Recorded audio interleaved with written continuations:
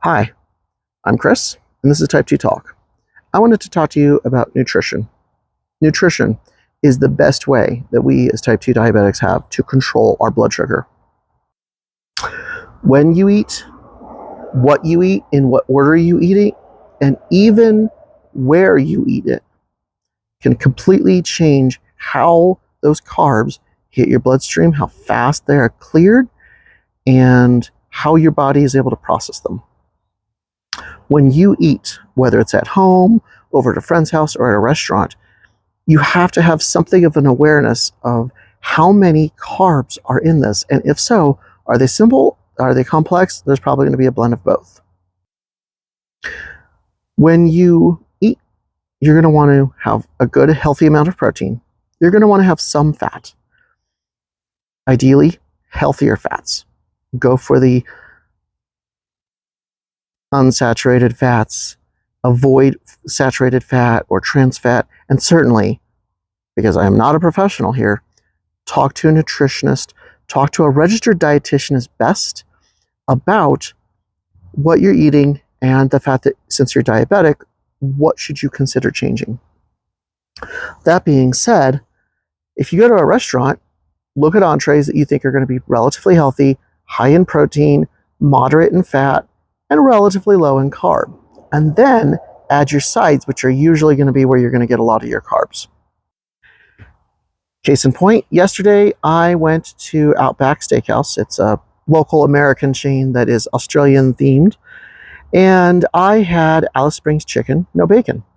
And so that is cheese, a little bit of a like mushroom sauce, and then chicken. All in all, relatively healthy. Protein, fat, small amount of carb, nothing significant. I felt pretty good about having that, and I love it. It's delicious. And then for my sides, I had broccoli. Great choice. That broccoli, and eating that broccoli first, by the way, it's a nice complex carb. It means the body's going to get the carbs, but it's also going to take a while for it to burn through those carbs. They're not going to hit, like, say, my other side, which was fries will. Now, I looked up the fries on the nutrition information sheet that they have. 68 grams of carbs. 68 grams. And I remember after I ordered it, I then looked it up because I thought, I'm just going to try the fries anyways. And then I saw it was 68 grams just after I'd placed the order. And I thought, oh, I would probably have made a different choice if I'd realized it was quite that much. If it had been 30 grams of carbs, I would have been very happy. My certified diabetes educators, because I actually have two that I talk to, and I had kind of worked out my plan for how I was going to eat at meals. And I generally aim for 30 to 45 grams of carbs per meal, and about 120 grams a day approximately, because there'll be some snacks and also just a certain amount of leeway. But I wasn't prepared for 68 grams of carbs. I thought, oh, this is going to be a bit of a problem. As it is, though, everything was all right. In fact, my numbers barely even budged. And part of that was that I knew I was going to be walking after that. Actually, we got lunch, and then we had like 6 different stores to hit. And so I was going to be doing a lot of walking within those stores. And so I felt pretty comfortable. I'm going to burn off at least some of these carbs as they hit my bloodstream. But the other thing is that although I had a couple fries right at the beginning, just to remind myself, yes, I do love fries. I love fries dipped in ranch. Now I'm going to stop eating the fries. I'm going to eat my broccoli. I'm going to eat some of my chicken, and then I'll start mixing in some of the fries. And then at the end, I still had half the fries left. I was feeling pretty good.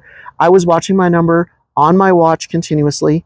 On my watch, I actually have a watch face that's going to be upside down for you guys, but that tells me my number at a glance. Right now, I'm 131. I can just look down and see my number instantly and then make a decision based off of that. That's the reason why I think CGMs for all diabetics should be covered by insurance.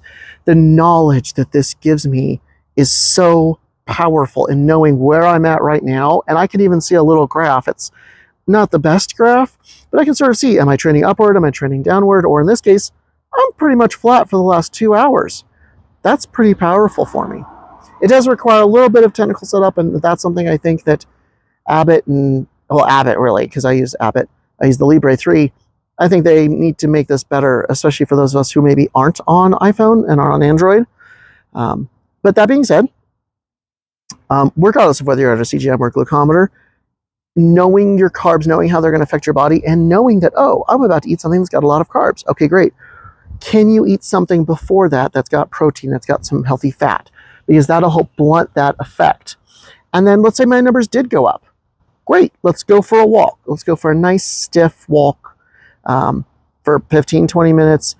One time my numbers were going up and they just kept going up. And I usually keep a pretty tight control on my numbers. I try to stay under 140 and I definitely try to stay under 180, which is the standard range. So if I go over 180, I'm generally going to do something about it now that I know what's going on.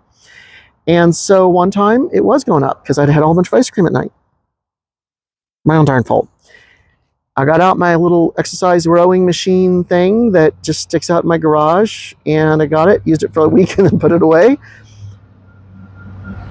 I got it down and set it up and just started rowing for like 20, 25 minutes. Watched my numbers come down to a great number. It was like 140 something. I thought, okay, good. It was right before I was going to go to bed. I'm like, okay, cool. I'll go and I'll take a shower and then I'll go to bed. I went in, was just still cooling down. My numbers started going back up. I'm like, fine, I'll go for a nice stiff walk. And I did for like 30 minutes. I do love to walk. And then I came back in and my numbers had been going down, kind of stopped, went back up a little bit, and then went, oh, okay, cool, we're done going up for the night. Finally.